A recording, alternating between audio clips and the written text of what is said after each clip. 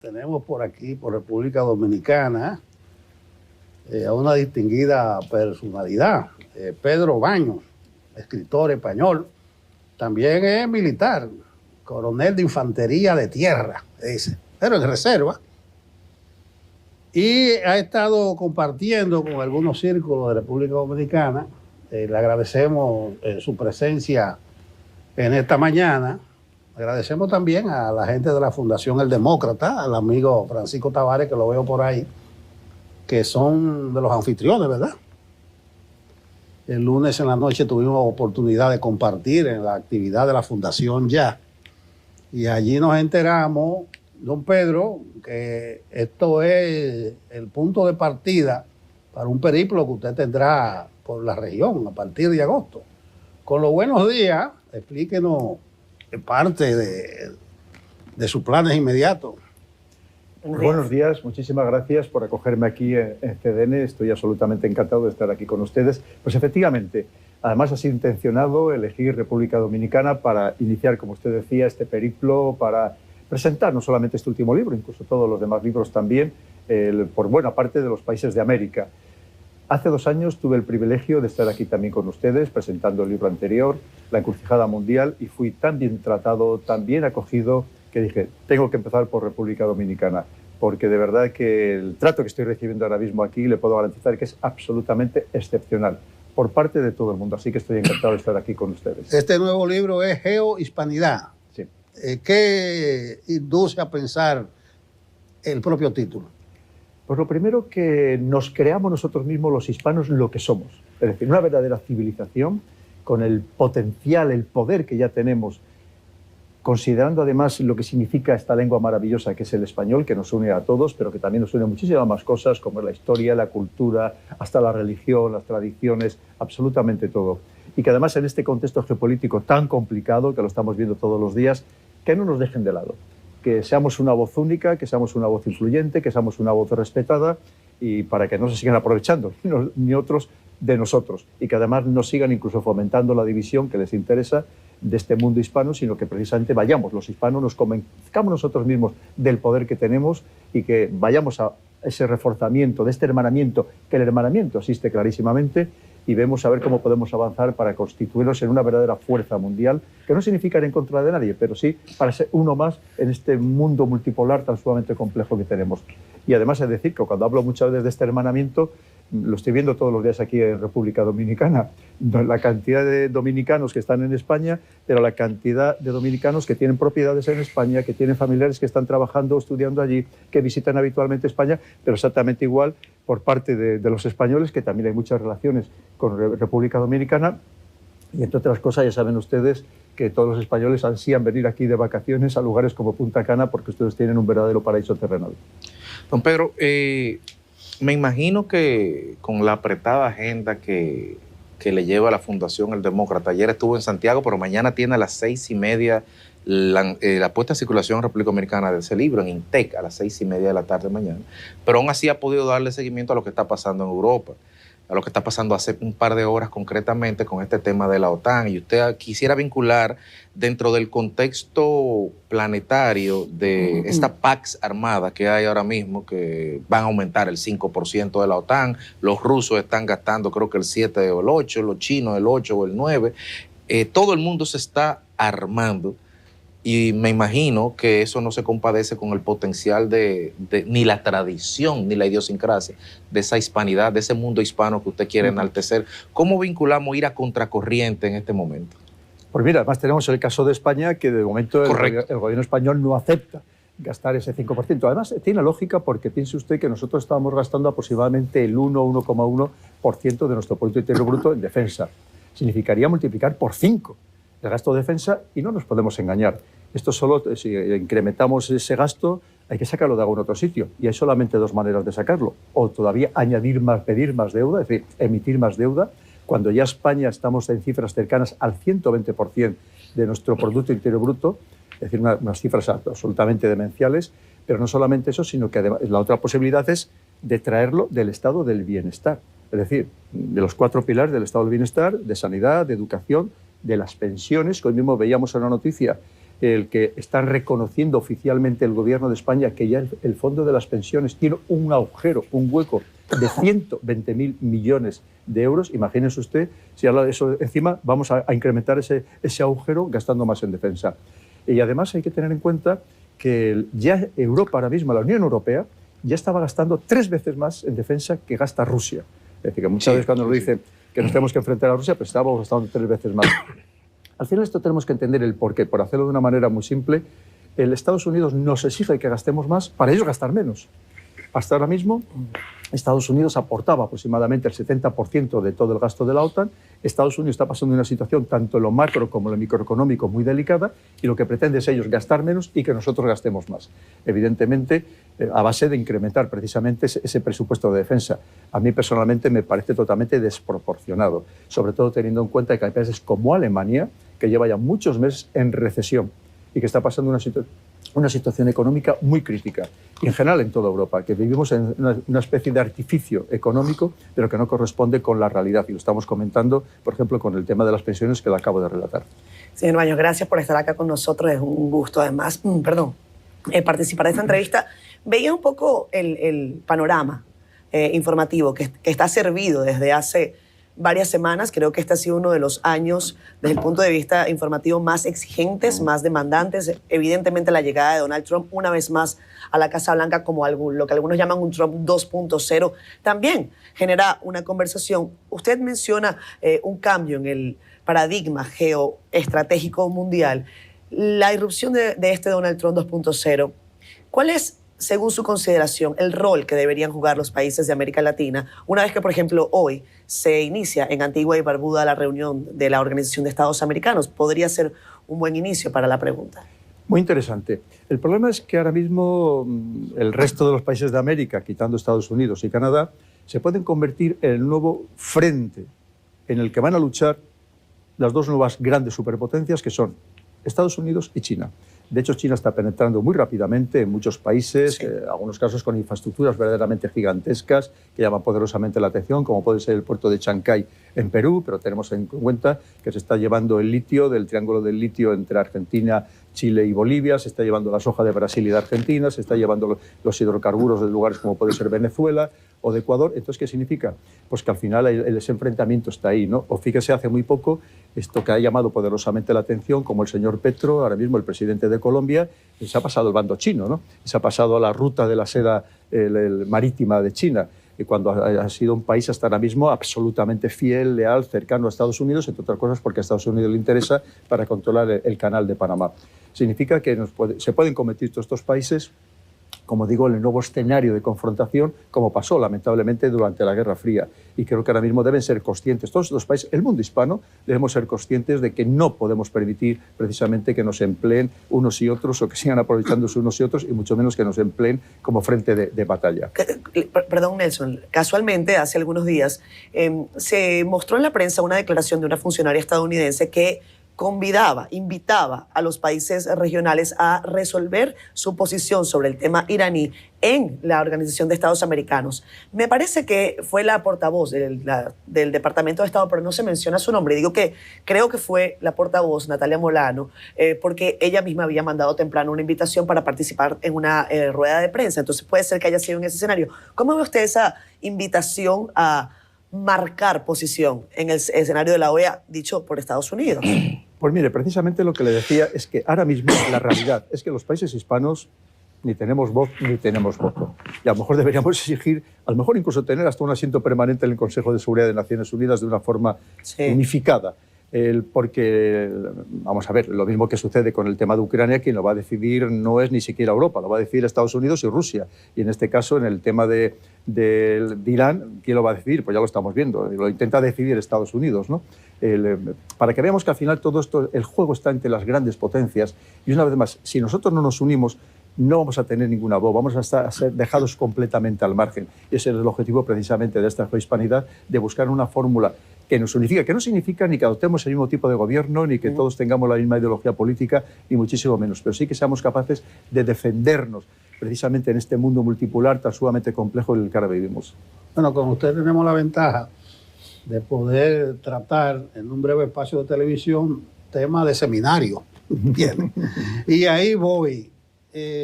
No sé si usted conoce el lenguaje de la lidia de gallo, de la pelea de gallo.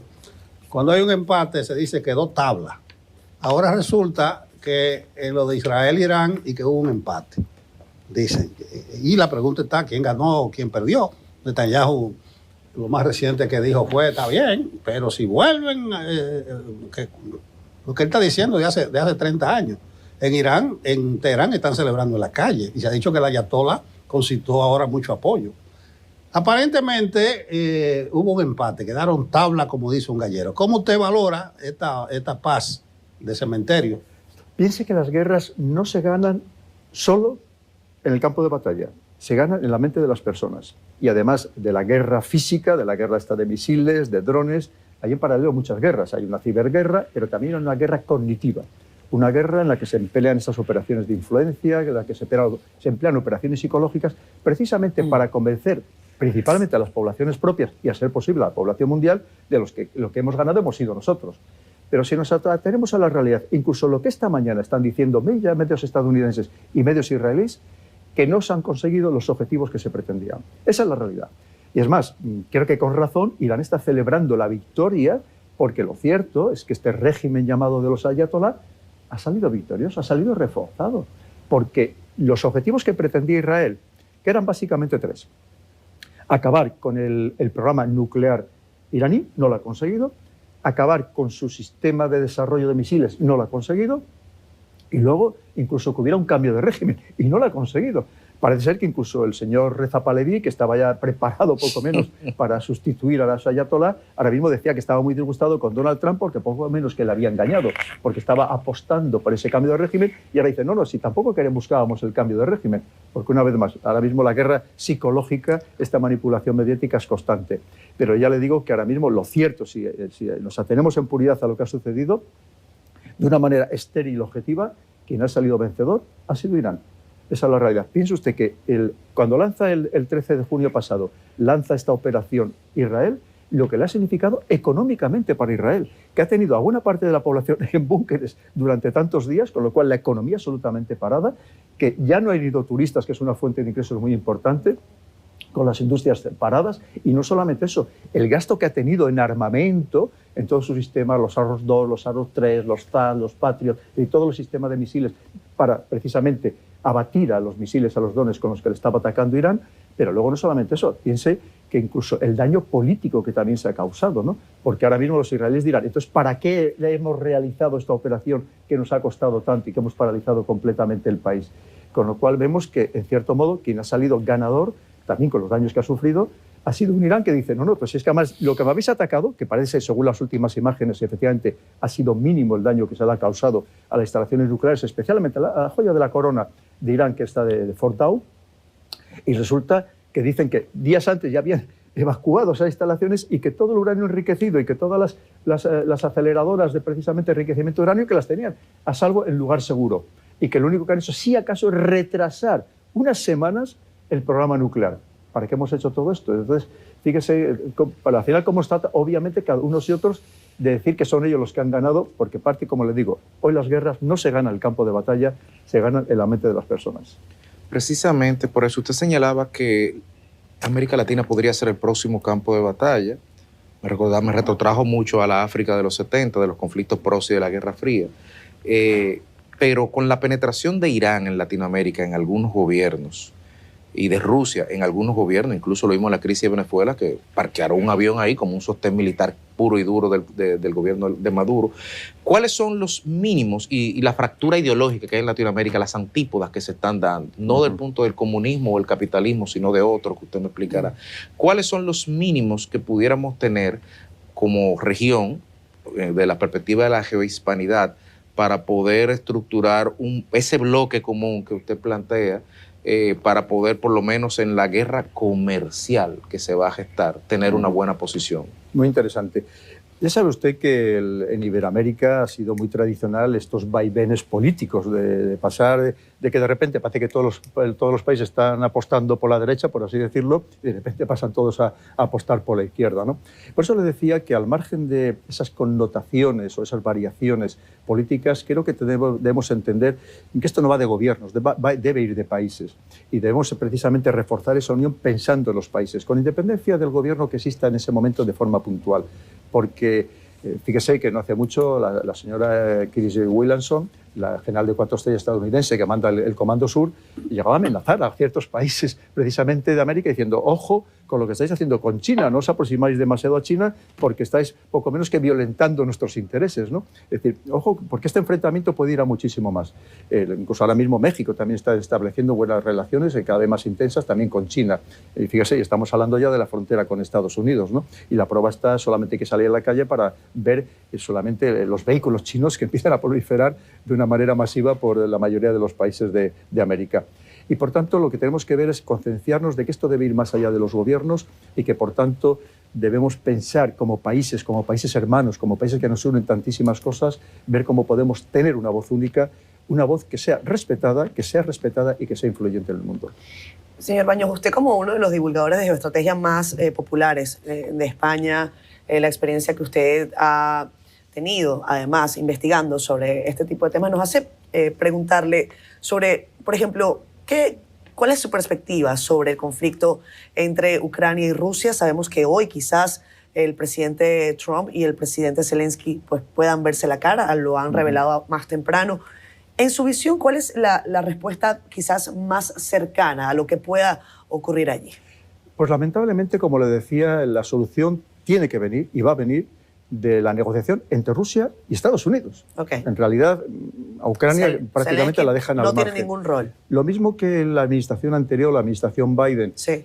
Tenía un interés en prolongar este conflicto, porque en cierto modo era afrentar a Rusia. No olvidemos que cuando el señor Donald Trump se postulaba para presidente decía que en cuanto llegara a presidente iba a acabar con esta guerra en 48 horas. Se le ha complicado mucho más, ya han pasado bastante más de 48 horas y no ha podido acabar con ello. Pero en cualquier caso la negociación tiene que venir por parte de estas dos potencias, ¿no? Lamentablemente lo mismo han empleado Ucrania como un campo de enfrentamiento. Por supuesto, siempre condenaremos la invasión de Ucrania, pero como condenamos cualquier otra invasión, la de Libia, la de Irak o la de Afganistán, exactamente igual. A mí no me gustan las invasiones, procedan donde procedan. O vulnerar el derecho internacional, lo mismo proceda donde proceda, o atacar países soberanos sin resolución de Naciones Unidas. Pero lo que le digo, al final la solución en este caso tiene que venir por parte de estas dos grandes potencias. Europa tampoco pintamos nada, Europa lamentablemente también estamos de capa caída, cada vez tenemos menos influencia, incluso estamos muy enfrentados entre nosotros con opiniones muy dispares, porque no es lo mismo lo que puede opinar sobre este conflicto la Hungría de Víctor Orbán o la Eslovaquia de Robert Fico, sí, que evidentemente pues, lo que opina, por ejemplo, la Alemania ahora mismo del señor Merz, del nuevo canciller alemán. ¿Qué potencialidad hay de que el señor Putin, según su perspectiva, pueda echar atrás el proceso de invasión a Ucrania? Piense que, por ejemplo, si hablamos de Crimea, yo creo que absolutamente imposible. Crimea es irrenunciable para Rusia. Pero incluso si hablamos de lo que es la zona del Donbass, las dos oblas de Donetsk y Lugansk, también. Piense que ahora mismo los que hay es que son rusos que tienen pasaporte ruso, ¿no? Si hablamos de Zaporilla y Jersón, hay que haber la posibilidad de negociación, porque de hecho estas otros dos oblasts no estaban incluidos en las primeras reivindicaciones y exigencias por parte de Rusia. En cualquier caso, la sensación es que Ucrania va a perder territorio si quiere verdaderamente llegar a algún tipo de negociación, y lo que obviamente pide, como tiene toda la lógica del mundo el señor Zelensky, pues es recuperar todo su territorio, ¿no? Pero en este contexto creo que lo tiene prácticamente imposible. También el señor Zelensky acaba de pedir en esta cumbre de la OTAN que Europa le aporte el 0,5 del Producto Interior Bruto de toda Europa, de toda la Unión Europea. Claro que evidentemente pues es descabellado, como le digo, y más pensando en la situación económica en la que estamos. En esta conversación de geoestrategia, mencionar el tema de Haití tal vez es un punto muy minúsculo, pero vamos a ver qué visión usted tiene. Sí quiero decirle, a propósito de quién ganó y quién perdió, le dieron la oportunidad a Irán a salirse del tratado de armas nucleares. Entonces, Grossi, el argentino, que dicen que es un agente de Occidente, de Netanyahu, ya no va a poder porque él no sale de allá, de Irán. Entonces Irán dijo, no salimos de eso.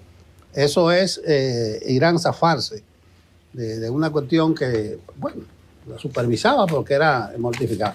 ¿Qué usted piensa de Haití? Nosotros, a propósito de la asamblea de la OEA hoy, decíamos temprano que es la primera gran cita del nuevo secretario general.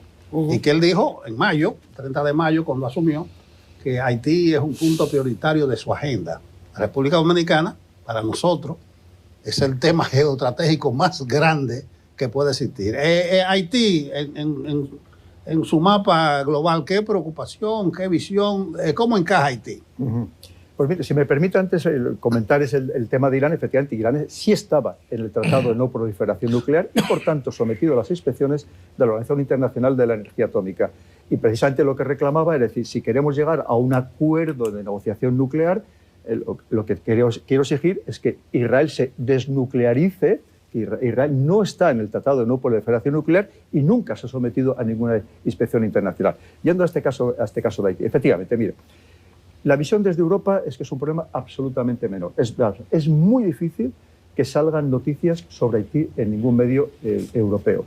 Yo las recibo porque tengo muy buenas relaciones aquí, por ejemplo, con embajadores de su país y con personalidades de su país, y como para ustedes es una preocupación máxima, como tiene toda la lógica del mundo, primero porque son vecinos, porque en un país como ustedes, que son 11 millones de personas, hay entre 2 y 3 millones de haitianos viviendo aquí, con todo lo que ello significa, pues para ustedes es una preocupación máxima. Y hay veces que cuando yo recibo muchas de estas imágenes o simplemente la noticia de verdaderas salvajadas, de unas matanzas atroces, pues son espeluznantes. Pero ya le digo normalmente, pues como tantas otras partes del mundo, como puede ser de África, no llegan a los medios europeos.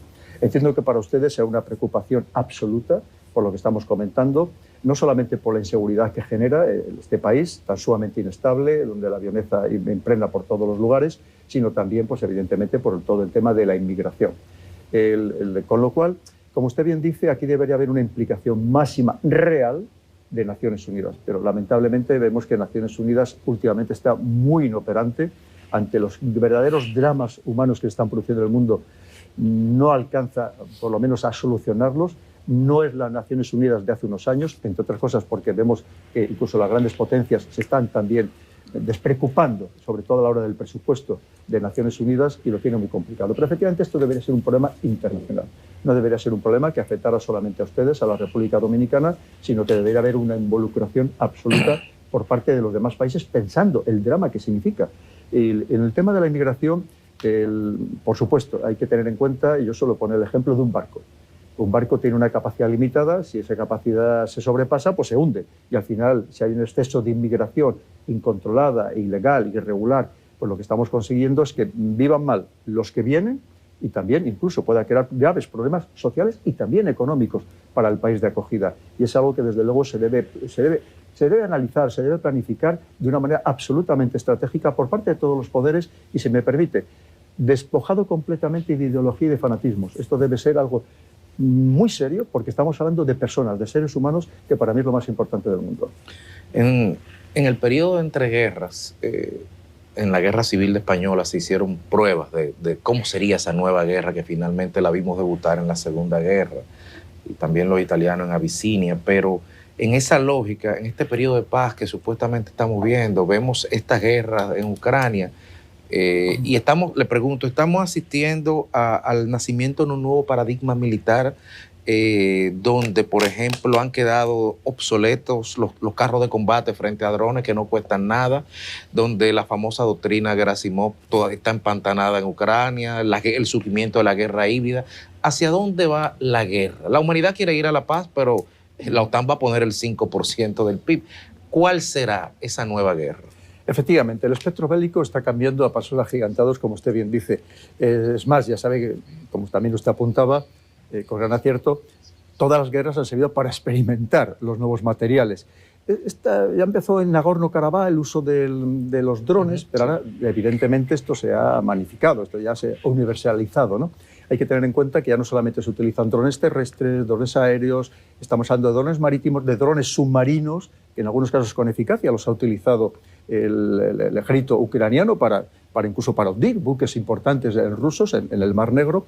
Y esta es la nueva guerra que estamos viendo con misiles hipersónicos que se desplazan a más de 5 veces la velocidad del sonido, que Rusia y China ya los tienen, que superan 10 y 15 veces la velocidad del sonido, que se dice pronto, y que además ya no siguen órbitas balísticas tradicionales, sino que las órbitas son irregulares y, por tanto, hoy, actualmente, no hay ningún sistema de defensa que pueda derribarlos en el aire, porque los radares efectivamente no detectan cuál va a ser el punto de caída y, por tanto, no se pueden destruir en el aire. Fíjese cómo está cambiando totalmente el espectro. Y, por cierto, eso es una de las cuestiones que le llevaba a Donald Trump a decir que quiere construir una nueva defensa que abarque todo el perímetro de su territorio frente a estos nuevos ingenios hipersónicos. Es decir, el espectro de la guerra está cambiando completamente. Hablamos de una robotización, pero de una robotización que además incorpora inteligencia artificial.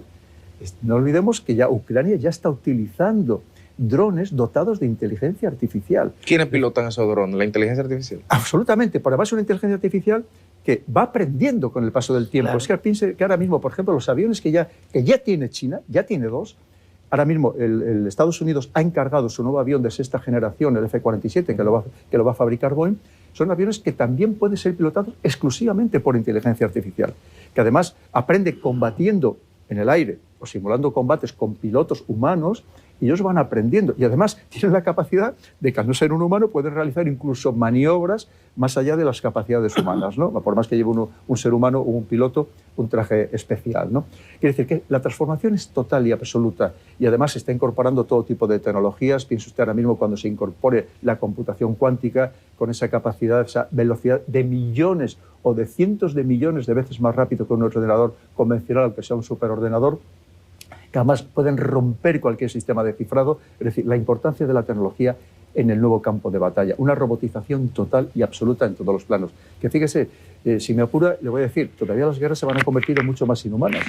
Porque no es lo mismo ver al combatiente y mirarle a los ojos, claro, que estar combatiendo a miles de kilómetros de distancia, que a lo mejor pues, nos puede parecer un videojuego, ¿no? Y estamos matando a lo mejor a cientos a miles de personas con las acciones que estamos llevando a cabo. Quiere decir que efectivamente el espectro de la guerra cambia completamente, y como usted decía, por ejemplo, un carro de combate, hasta ahora, ¿dónde tenía la principal protección? En la parte frontal y en los laterales.